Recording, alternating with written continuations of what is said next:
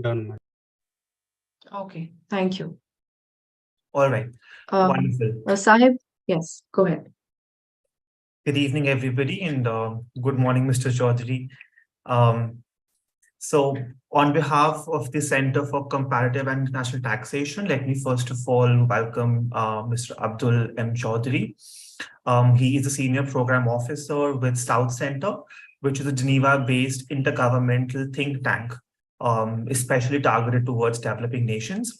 And he leads the South Center Tax Initiative at this think tank. Apart from that, he's also a member of the UN Tax Committee's subcommittee on wealth and solidarity taxes. He's also a member of the BEPS monitoring group and is also on the steering group of the Independent Commission for Reform of International Corporate Taxation. He wears many hats, and we're absolutely delighted to have him amongst us today. So I will hand the virtual dais, so to say, over to you for you to deliver the lecture. Thank you very much to you, Sahib, and to Sana, and to the OP Jindal University for this invitation, which is very prestigious, and I'm really very happy to be here. So without further ado, let me start by sharing my screen. I hope everyone can see. Yes, sir. Okay.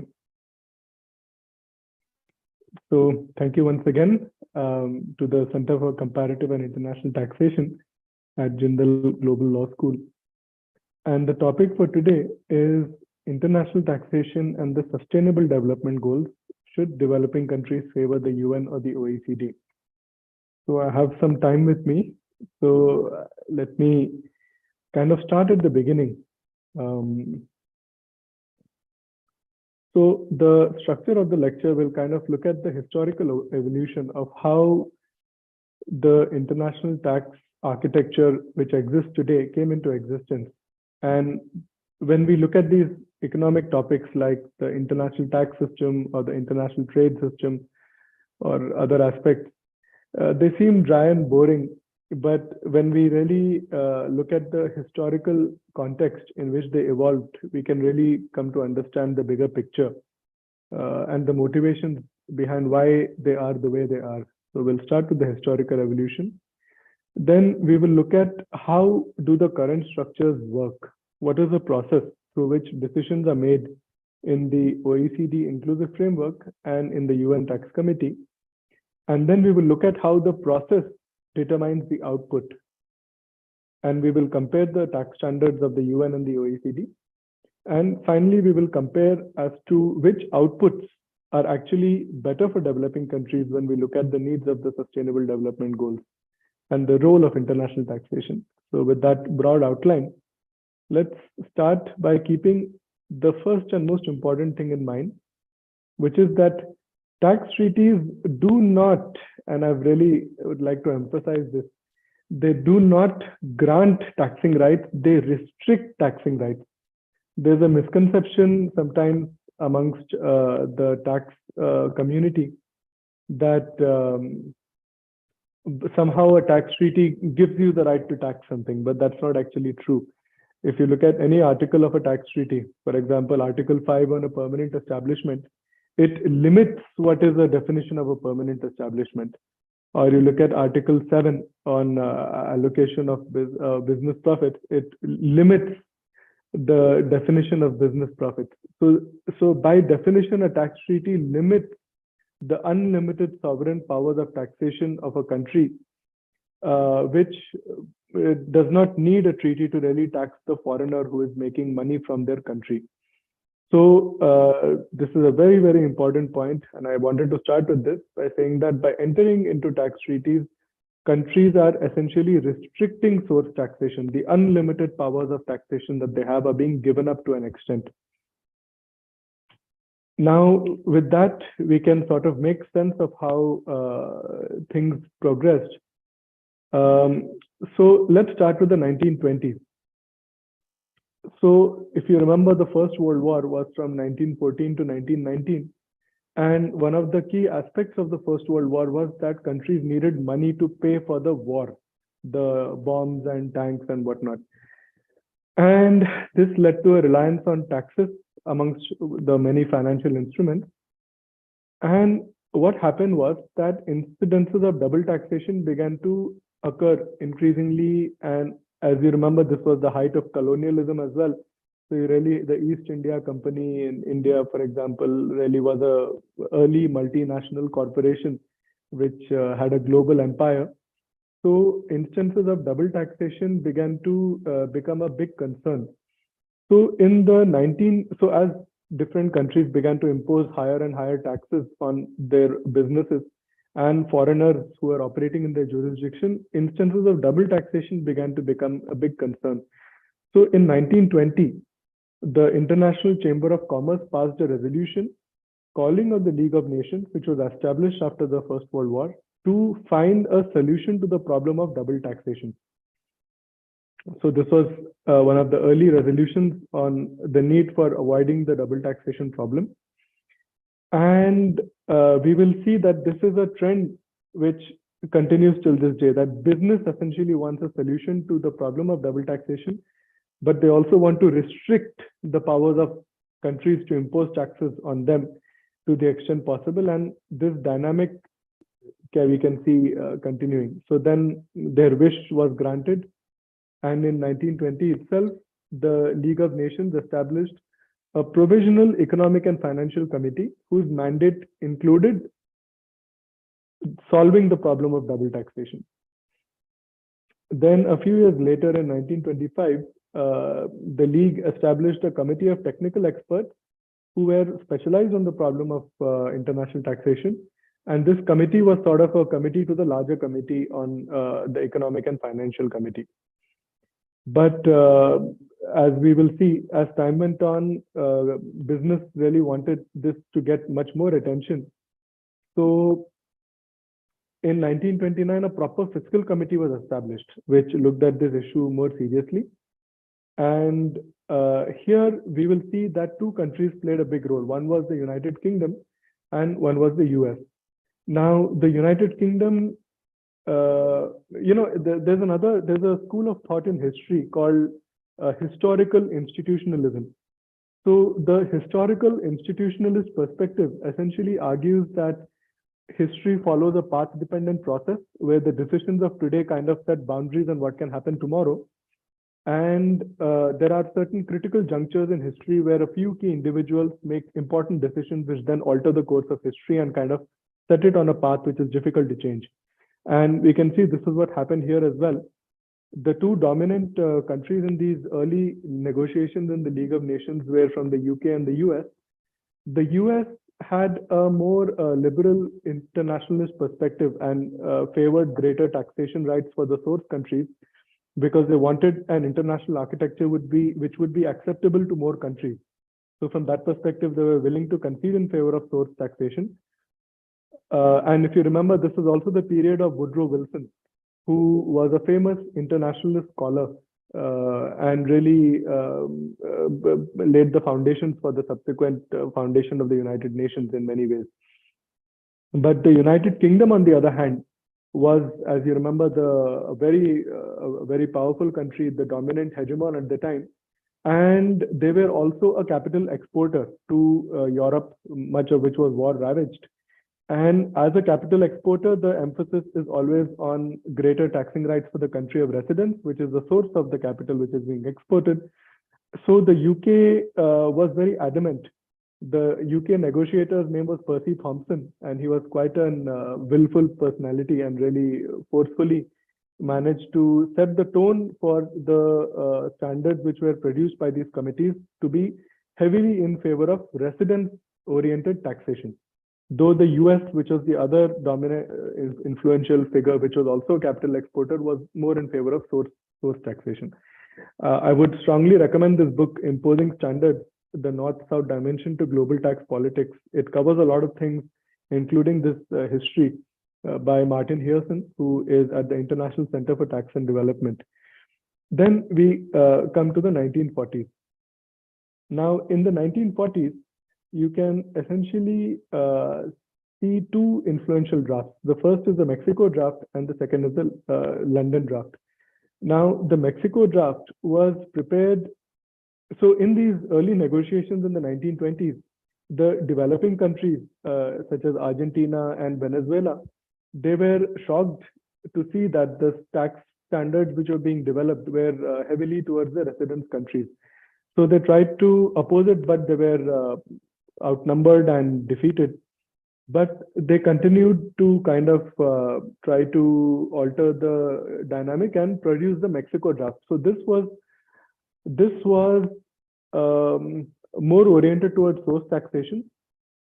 And in 1928, there was a report actually, which kind of was one of the early model conventions, which was produced by the League of Nations, and the Mexico draft built on that.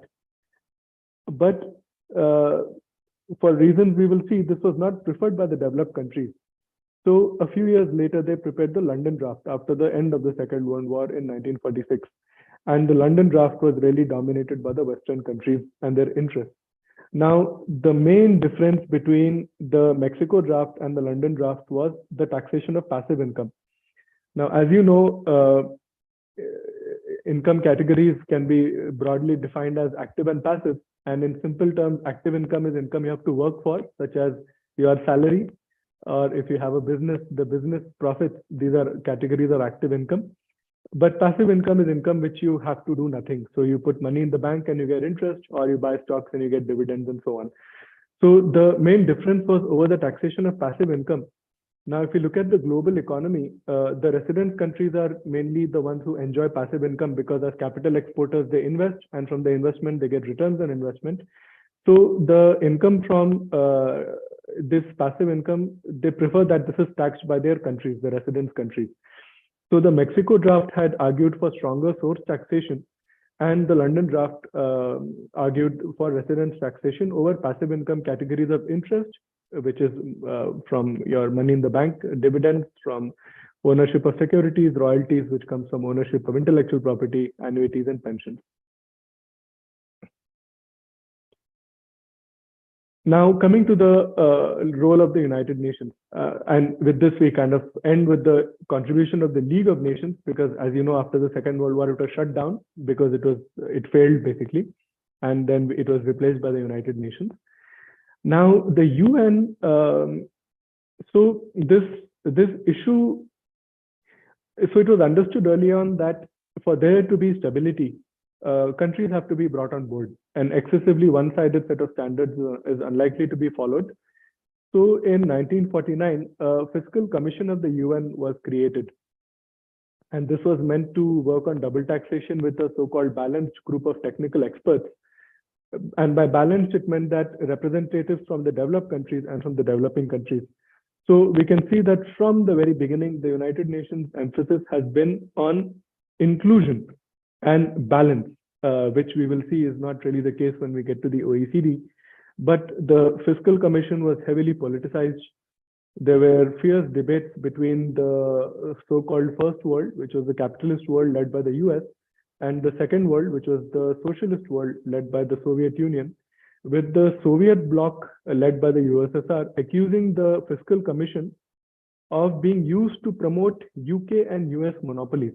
Now, if you remember the first message which I had put at the start, that tax treaties restrict taxing rights. They do not grant taxing rights. So this was seen as a way through enforcing double tax treaties and so on, it was seen as a way to prevent source countries and developing countries from taxing Western multinational corporations. So the USSR and the Soviet bloc accused the Fiscal Commission of being used by the Western countries to prevent and restrict source taxation rights by the developed countries. And it became quite political. And the developed countries, which were led by the Western countries, on the other hand, were also not very happy, because they saw the Fiscal Commission as too inclusive and something which they were not able to dominate. So they also wanted to shut down the Fiscal Commission, and finally it was shut down within just 2 years. So 1959, it was shut down, and then for a while, there was a sort of limbo. And then we see that the next breakthrough for the UN's role was in 1969. So there was a creation under ECOSOC, the Economic and Social Council, of an ad hoc group of experts on tax treaties between developed and developing countries. Then in 1980, the first UN model was prepared, which was based largely on the OECD model, and we'll get to the OECD model in the next slide.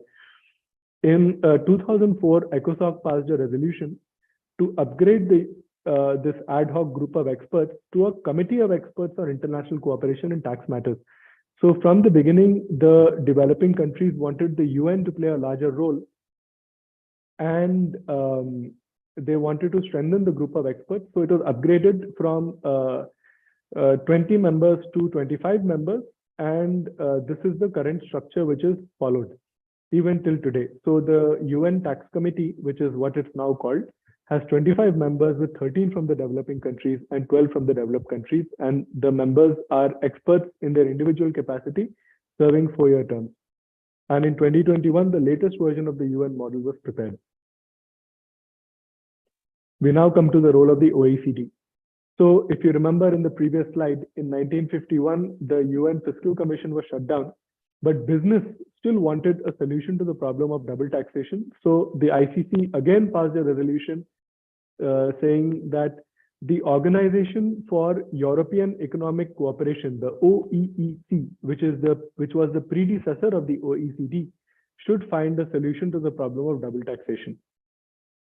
So, I don't know, for those of you who are interested in history, these historical developments are sort of integrated, and we will see that the OECD and its predecessor, the OEEC, was created primarily to implement the Marshall Plan. And the Marshall Plan was this assistance program provided by the US to fund the reconstruction of Europe, but it had to be done in an organized and institutional manner.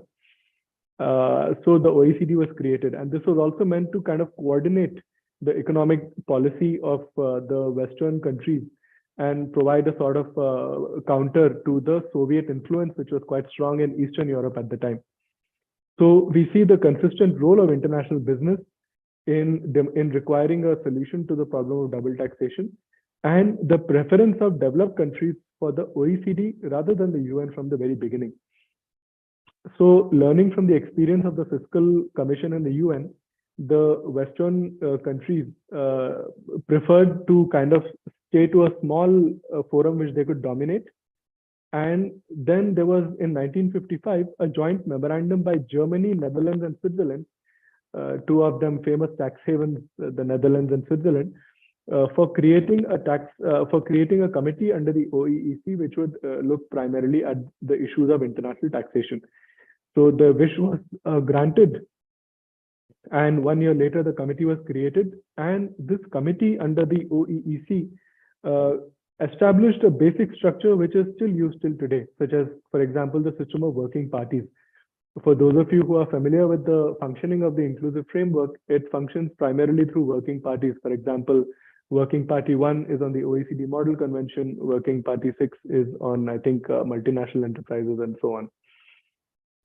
Now, coming to the 1960s, 1963, we saw the committee produced its first and its great output, the OECD Model Tax Convention on Income and Capital. So after the Mexico draft, we can see this is the first, and the London draft, this is the first draft which has been prepared by a multilateral organization. So after the League, the UN didn't really produce anything, and in 1963, we have something by the OECD.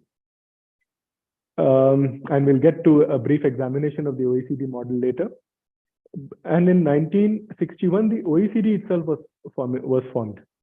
And in 10 years later, we had the formation of the OECD Committee of Fiscal Affairs. This is comprised of the finance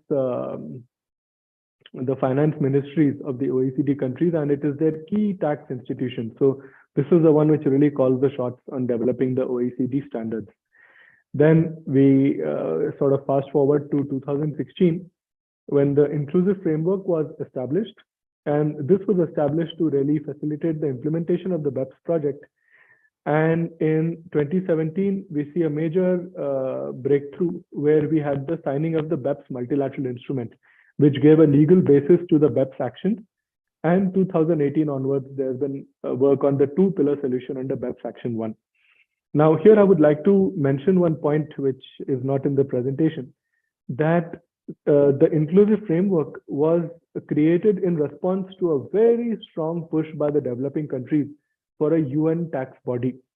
So for a long time, the group of 77 plus China, which is the main multilateral grouping of developing countries on economic issues, had demanded that the UN should be the main body which makes international tax standards because it's inclusive and therefore more representative of the interests. And in 2015, if you remember, the Sustainable Development Goals were adopted in September in the General Assembly.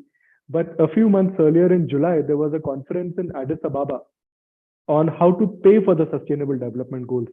So this was called the Third Financing for Development Forum. And here there was a very strong push to upgrade the UN Tax Committee into an intergovernmental tax body. Because as mentioned, the UN Tax Committee is an expert body. It's not an intergovernmental body. So developing countries pushed very hard, but the OECD countries managed to defeat them. And as a compromise, they created the inclusive framework and brought on board the whole world in a way to facilitate the implementation of the BEPS project.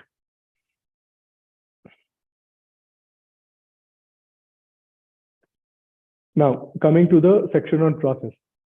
So if we look at the governance structures of the inclusive framework, it consists of primarily a plenary.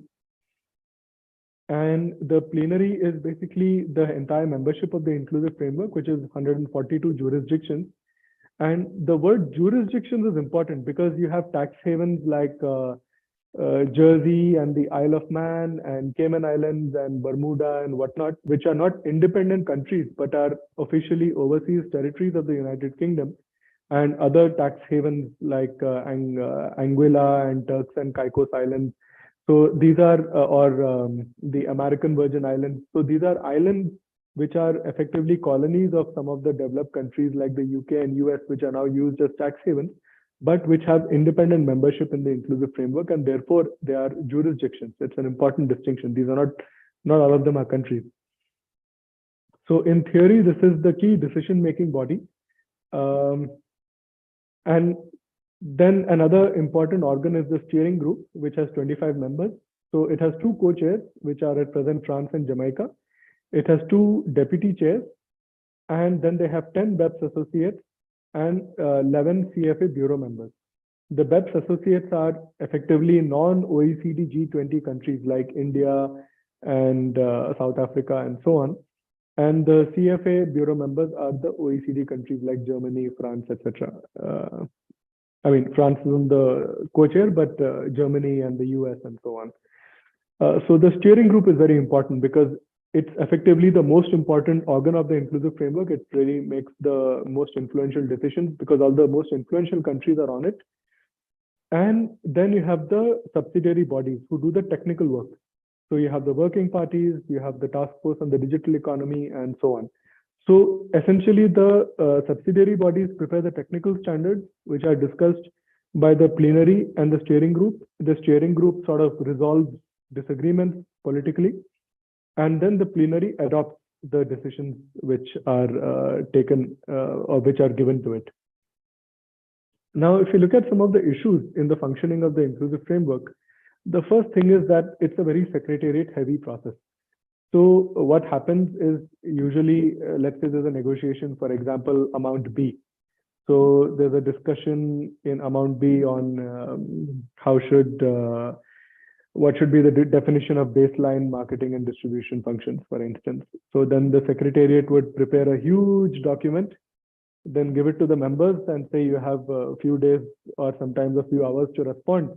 And most countries don't respond, especially developing countries, because these are very, very complex documents and require, I would invite you to read, for example, amount B and try to give a response within 2 or 3 days.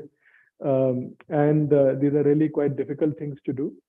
And then these go through, and effectively the standards are.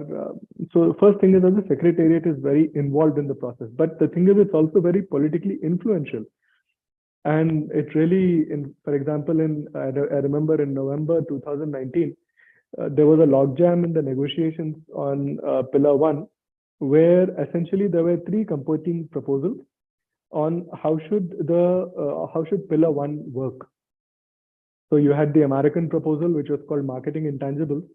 You had the British proposal, which was called user participation or contribution or something like that. And then you had the developing countries proposal by the Group of 24, which was called significant economic presence. And the three proposals were in a deadlock.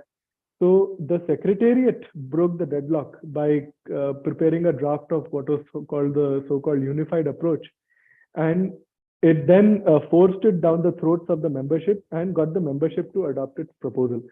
So we see that this is really quite a surprising instance in international economic negotiations, where the Secretariat has broken the logjam in negotiations as a political actor by drafting a proposal, putting it on the table, and then getting the members to endorse the proposal, which is really quite unusual. So we see that it's a politically influential body, and it's also not neutral, because legally and officially, the Secretariat is accountable only to the OECD countries. There is no legal and formal process for a non-OECD country to hold the Secretariat accountable. Politically, etc., it can be done, but legally and formally, there is no process to hold the Secretariat accountable. So it's not a neutral body. Then the second major problem is that the inclusive framework has no statutory basis or rules of procedure.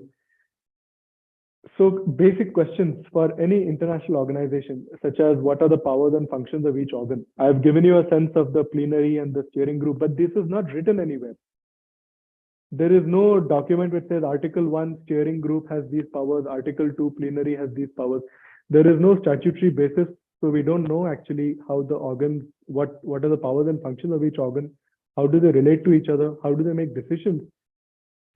So it's quite opaque. And this opacity is also part of the process. So, for example, nobody knows what actually happens in the plenary. So the plenary is not broadcasted live. Recently, they started doing it, but it's widely seen as stage managed, where all the main decisions are taken earlier, and everybody says everything is going well, everything is wonderful, and everything is fine. There are no records, no minutes of discussions, either of the steering group, the subsidiary bodies like the working parties, which are publicly available. So it's very difficult to find out what's actually going on inside the inclusive framework, the so-called inclusive framework. And finally, there's no democracy. So decision-making is by the principle of consensus. There's no voting. And this is amazing, because this is the organization of the developed countries who have invaded and bombed many countries trying to promote freedom and democracy. But they themselves have actually rigidly removed any power of democracy, actually. So it's to be noted that the good governance narrative of transparency, accountability, and democracy, which is preached by the developed countries, is not applied to their own institution. So just to put that across. Now we see when we come to the United Nations, it's quite different. The UN Tax Committee, it consists, when we look at the formal structures, it consists of 25 members, as mentioned, 13 from the developing countries and 12 from the developed countries. And they have two co-chairs. So the current co-chairs are from Chile and Nigeria, and they have bureau members. Now the technical committee is carried out by the subcommittees, such as on the Model Convention, Digital Economy. As was mentioned, I myself am on one of the subcommittees on wealth taxes. And the subcommittees comprise of the committee members themselves plus outside experts, and they're headed by coordinators. When it comes to the functioning, we have a clear statutory basis. So the committee functions on the basis of practices and working methods, which you can find online, which are supplemented by the ECOSOC's rules of procedure. And the membership is genuinely inclusive. So all the UN member states can apply to become part of the committee or the subcommittees. The Secretariat is the UN Secretariat, which is responsible to all the UN member states, and it's therefore neutral. It has a clear statutory basis. The committee was created by ECOSOC Resolution 2004, something. And the sessions are transparent. So if, for example, the next session of the tax committee will be in March, next month in New York. And if you want, you can go to the UN website, register and watch the proceedings of the committee. But the same is really not possible for the other parts of the inclusive framework. And then there are session reports. So after every session, it publishes a report to ECOSOC saying this is what we did. So this is the work which happened, this is the discussion which happened. And finally, the discussions are democratic. So you're voting. And this is very important in international taxation, the ability to vote, because this is not like other parts of the global economy, like the trading system or the investment system, where you can say there is some sort of win-win cooperation. The fundamental basis of international taxation is no double taxation. Only one country can tax the income. So either it will be the residence country or the source country. Both cannot tax the income. So these are zero-sum games, and confrontation and conflict is inevitable. And sometimes there is no way out of a situation except through voting. And if we go through the consensus approach of the OECD, in practice, what happens is that political pressure is used to silence countries, or you end up with the least common denominator, which ends up meaning effectively no taxation on the taxpayer, which is not a good situation for the countries who then have no money for development. So voting is of critical importance in the international tax system.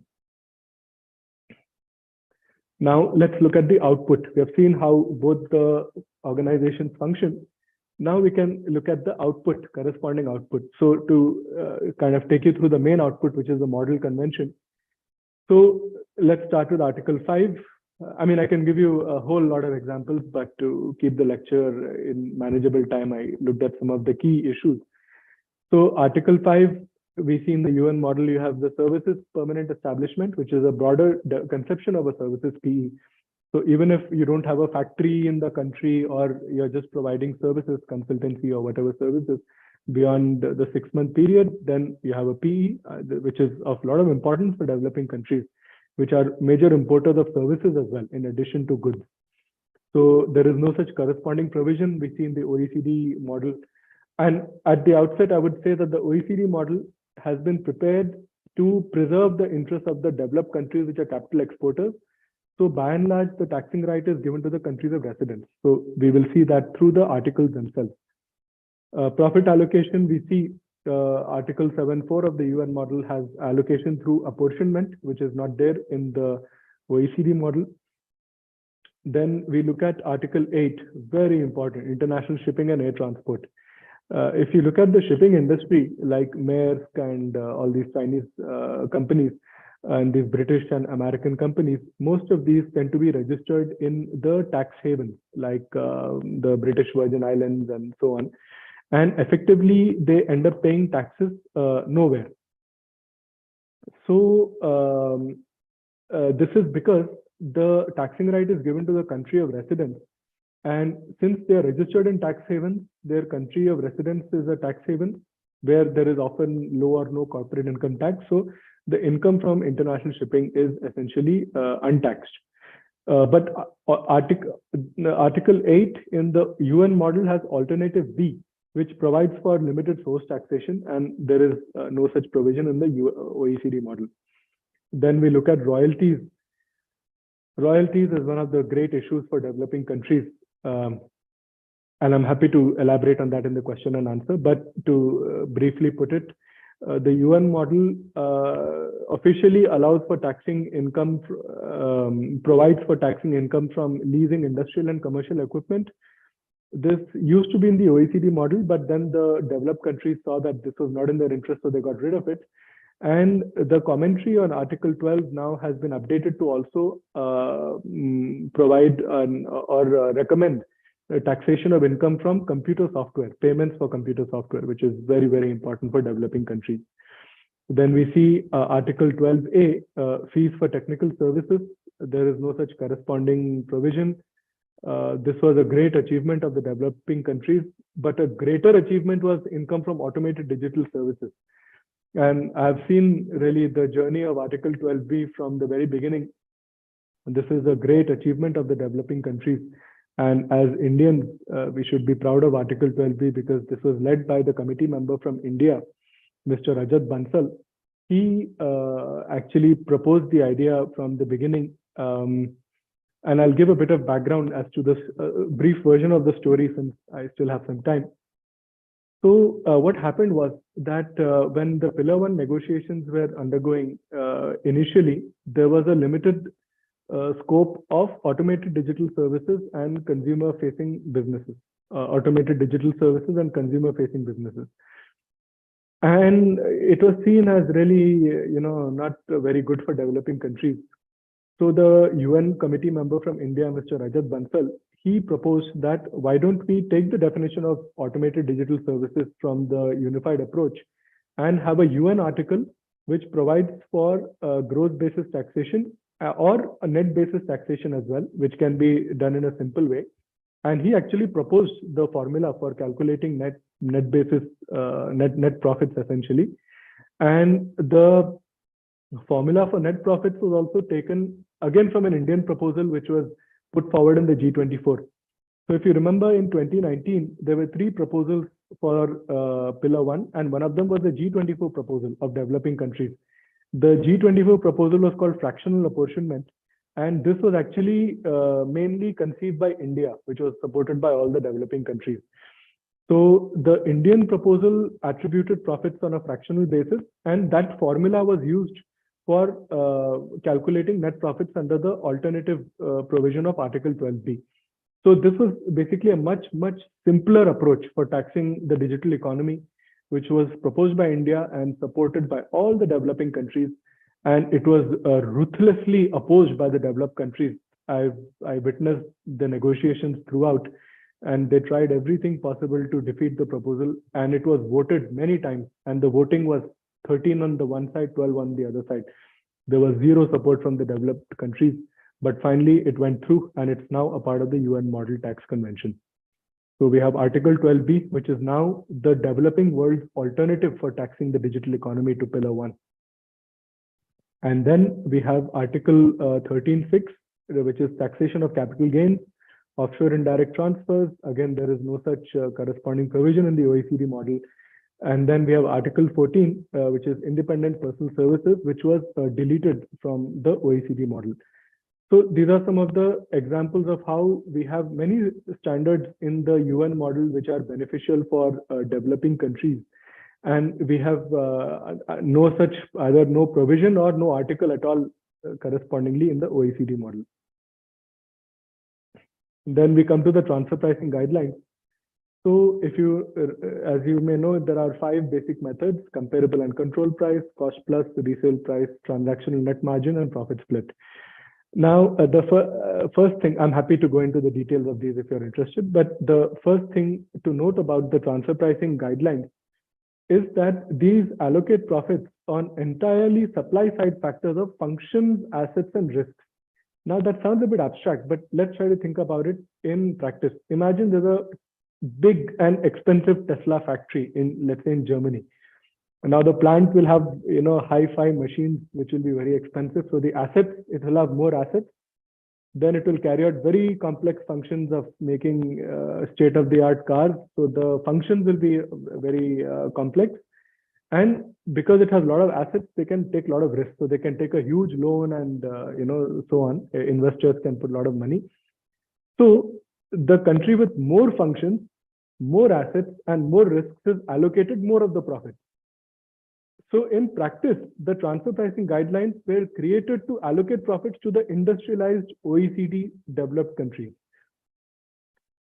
But look at the other side. What if nobody is interested in buying a Tesla car? There is no demand. The product will not have any value if there is no demand. So developing countries, the role of demand in creating profit has been completely removed. Only supply has been taken in as a factor in allocating profits. Demand has been taken out.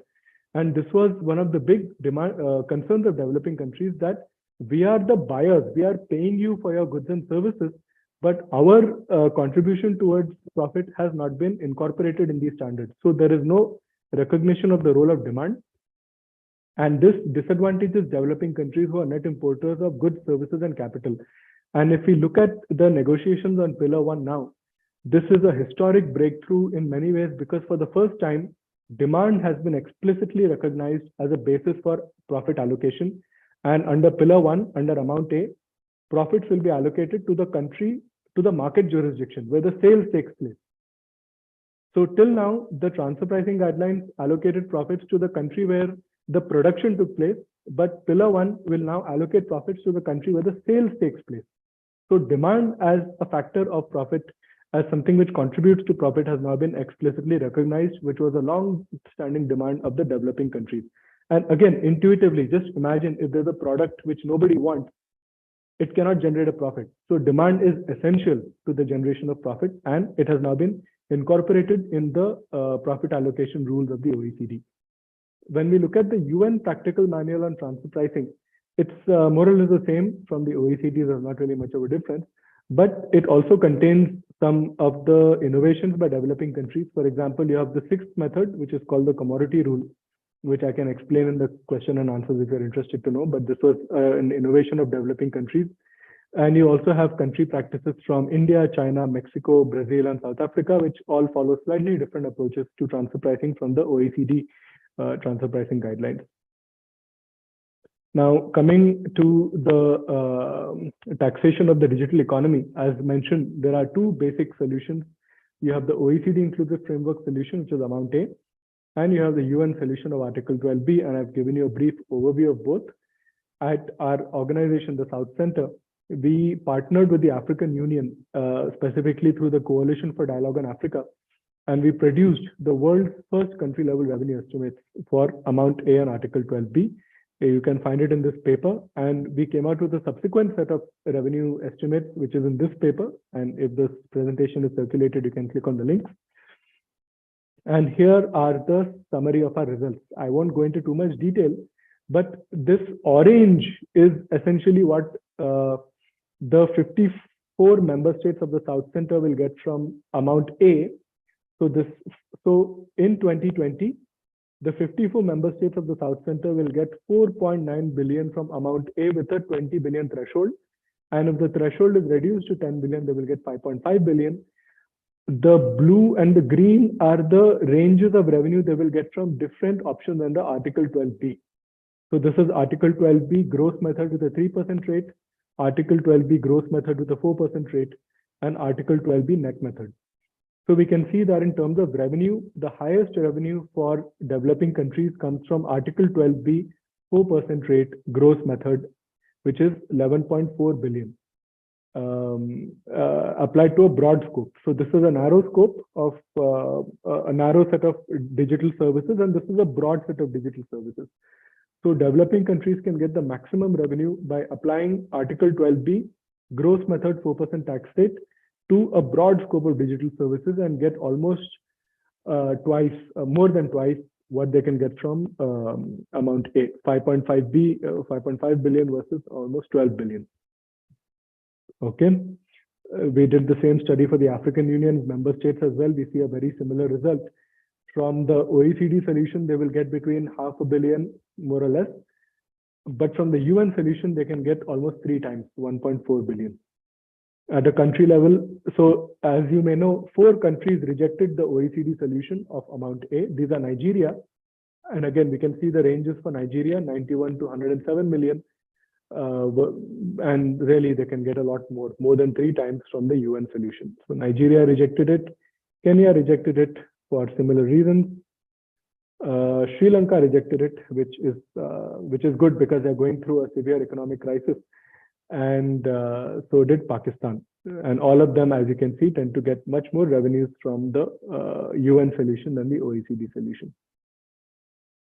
Now, to just sort of conclude, when we look at the needs for the Sustainable Development Goals, the world as a whole, it is estimated in 2020 needs around $4 trillion annually.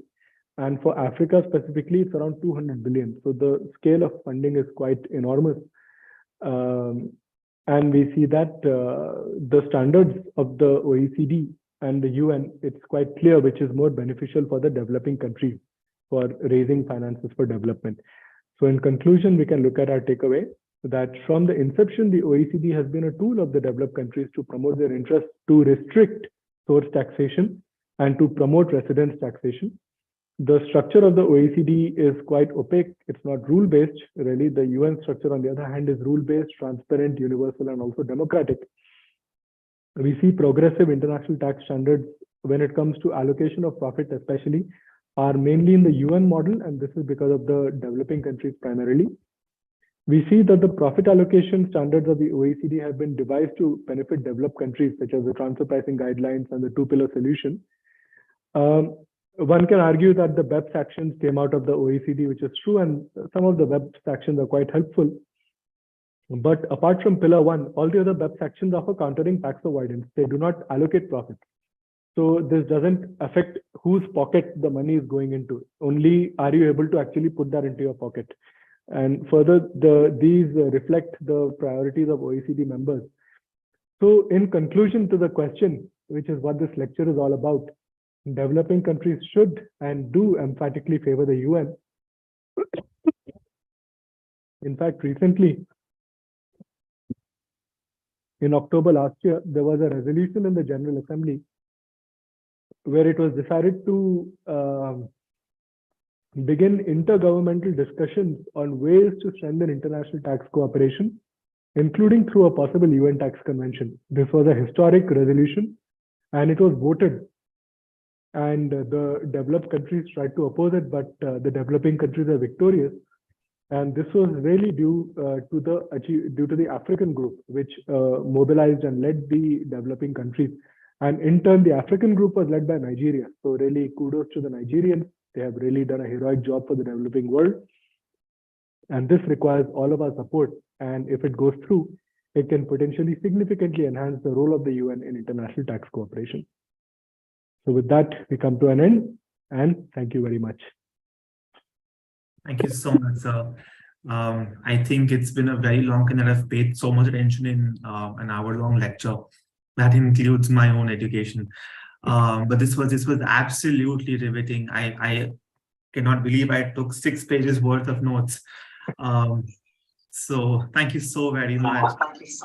Before I open the floor to questions that we already have in the chat, and I'm sure Professor Javed also has a few, I have a more a less technical and a more sort of general question, and that is, how interesting is it for you personally to work for the Global South perspective while sitting in the Global North?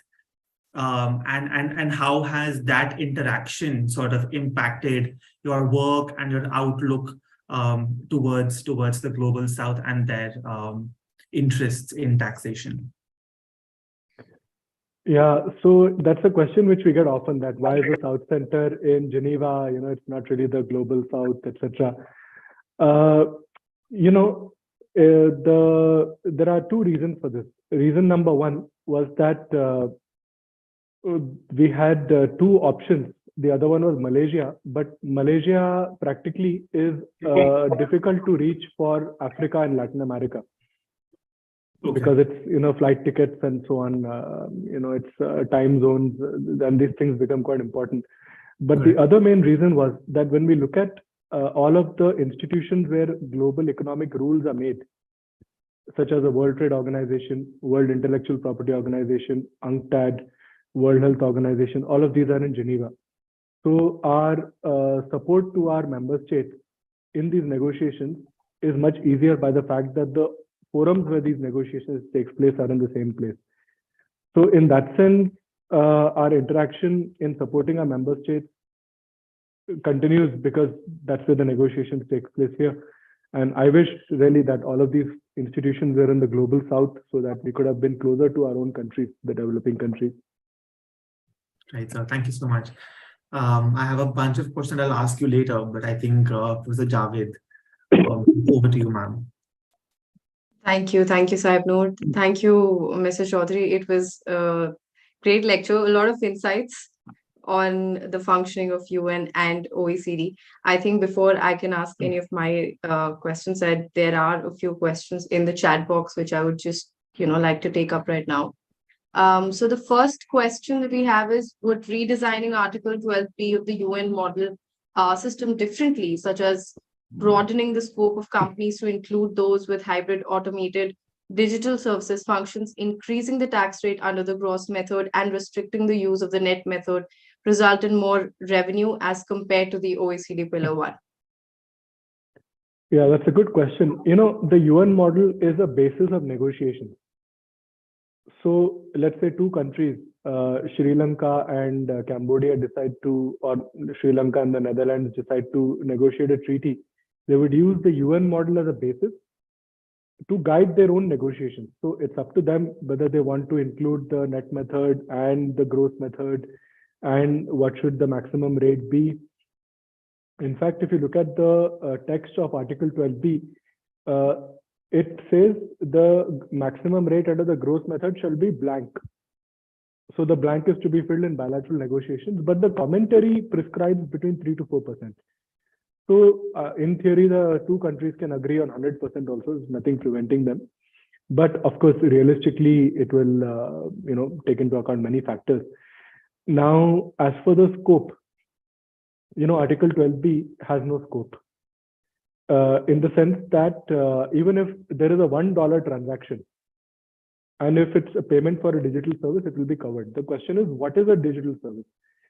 Now, it's up to the countries to sort of decide whether they want to have a broad definition, which is then expanded in the domestic law, or to include everything in the treaty itself. But I think it's unlikely that everything will be put into the treaty itself, and most likely there will be a broad reference which will be expanded in domestic law. So this depends on the bilateral negotiations. And yes, it is true that the net method generates much lower revenues than the gross method. And this is again up to countries. But again, the comparison is between the net method under Article 12B versus amount A, because amount A is also net basis taxation. So it remains to be seen whether net basis, because comparing gross and net is not fair, because gross almost always gives a higher revenue. So net and net is a fairer comparison. So most likely, if you look at net under Article 12B versus amount A, net under 12B will give a higher revenue. But also keep in mind that amount A has a higher scope, because it's not just digital services. Any kind of income is under amount A, except for extractives and regulated financial services. But if we just compare ADS under 12B versus ADS under amount A, then I feel that the formula under Article 12B will give higher revenues. So this is up to the countries in the bilateral negotiation. That's my answer. I hope that answers the question. There's another question that we have. The question is that I'd like to know more about the commodity rule. If you could please elaborate. Sure. So this was, I think, an innovation of Argentina, if I remember correctly. So what would happen was that this was for interest of the raw material exporting countries, like copper and coal and whatnot. So typically what would happen is that the raw material would then be exported to a subsidiary in a tax haven at a very low price. And then the low profits would be declared in the source country and the taxes would be reduced in the source country. That was the basic problem. So the question was how to correct the underpricing of the export. So what Argentina had did was that they said that the day the export took place, we look at the spot market. So whatever the commodity exchange, like in India, we have our own MCX and whatever. So whatever the spot market price was on the day of the export, that price will be used and the transfer pricing adjustment will be made accordingly. So that is the sixth rule in brief, the commodity rule, which is now followed by many developing countries. Zambia and many developing countries follow that actually. Yeah.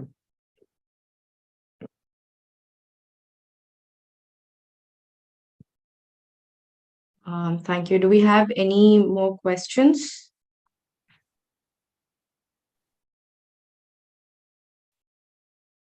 I guess there are no more questions. I was actually just wondering, since you spoke about sustainable development goals and might be slightly, broadening the topic, I'd like to know your opinion about this carbon border adjustment mechanism that the EU came up with, and India has reserved. I mean, they're not agreeing with that. So I want to know your opinion about it.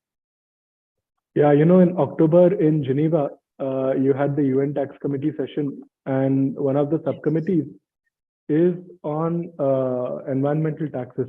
And this whole thing of carbon taxation is being discussed there as well. So let me give you a little bit of a background to that.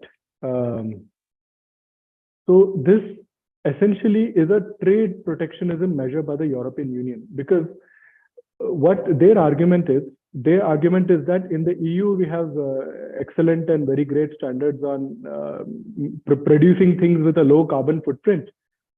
But because of that, the compliance cost for companies is higher in Europe than it is outside, because they can pollute freely outside the EU, but in the EU they have to comply.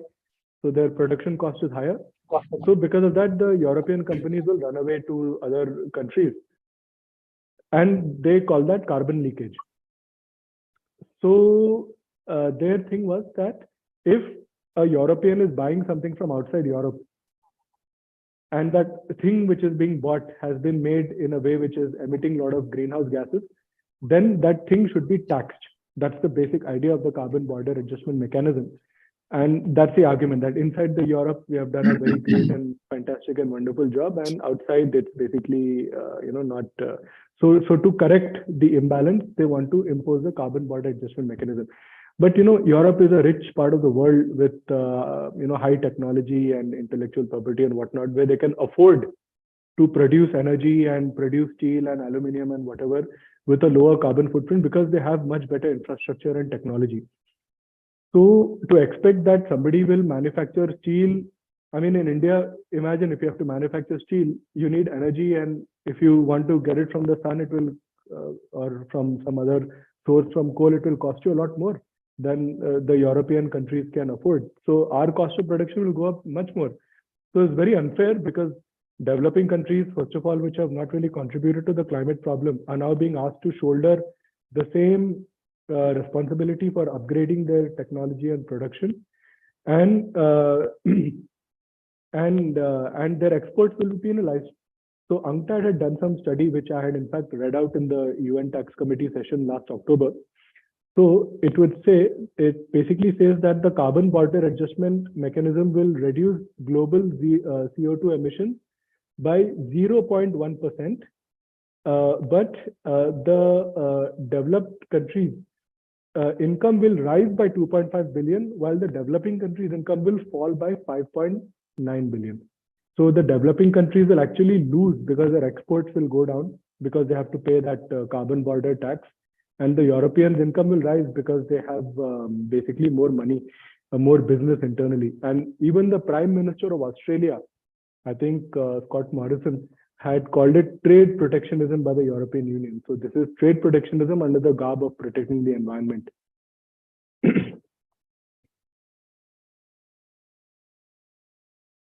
Right. Thank you so much. Do we have any more questions, Abno? I I have don't see one. anything. Okay, great. Go ahead. You've been taking notes throughout the lecture, so. Yes. Okay. So I am a student of political science first and law second. So my question goes back to when you were saying that the UN Tax Committee is inclusive. And I agree, compared to the OECD, by leaps and bounds, it's more inclusive. But do you think that the 13-12 ratio represents the number of developed countries versus developing countries aptly? I get it. The developing countries still have the upper hand with more votes, but the number of developing countries, I am sure, is the proportion is much higher. The ratio is much higher. So do you think there is scope for improvement, or do you think this aptly sort of describes the reality of the economic situation of different countries? You're absolutely right. There should be far more representation of developing countries in the committee. And this has been their demand. And in fact, this is what they pushed for. I remember in 2010, Yemen, on behalf of the Group of 77, tabled a resolution in ECOSOC calling to upgrade the committee with membership of 54 countries, where I don't remember, but there was a regional allocation of seats. And it was, I think there were like around maximum of 10 or 15 countries from the Europe, Western Europe and the US, and the rest were all from the global South. So it was that ratio, yeah, more or less. Right. Because that hit me very strongly. Like, I understand it's way better than the OECD undemocratic closed doors model, but there's still scope for improvement there as well. Right. Yeah, though, I would just say one thing on my own experience in the committee, that even the members which are there, I can tell you from the developing countries, out of the 13, maximum 4 or 5 speak up. The others are throughout the negotiations. So just increasing numbers without opening your mouth is, not enough. So we need to make use of the space we already have. Right. No, again, just think about it. Amount B document which came out for public consultation. Right. How many developing countries would have read it and analyzed it and responded to it? And that's what these negotiations are like. We have highly technical standards, which we have to do the hard work to sit down, read, analyze, and then respond. Correct. So, so we ourselves don't speak up as much as we should actually. Yeah. Understood. So thank you so much. I think there's a paucity of time, or else I have a bunch of questions I think I will be annoying you with via email. But I think for the Javed, if that's okay, we can conclude the session for today. Yes, we can conclude it for today. And I actually had just one point to make. Even if the developing countries' numbers increase in these groups, again, you're absolutely correct that we need to speak up more, that it doesn't make a difference, that just the numbers being equal of developed and developing countries is not going to help, right? So yeah, just with that, I think we'll just end it here. And on behalf of Jindal Global Law School and Center for Comparative and International Taxation, we would like to thank Mr. Mohit Chaudhary. Thank you so much. This was a very enlightening lecture. We got the lot of discussion what goes behind the scenes is very interesting. So thank you so much. Thank you, Sahib Noor. And thank you everyone for joining us. Thank you so much. Thank you, Sana. Thank you, Sahib Rahulji. Noor. And thank you to the CCIT for the invitation. It was my pleasure to be here. Thank you so much. Have a good day ahead. Thank you. Bye-bye.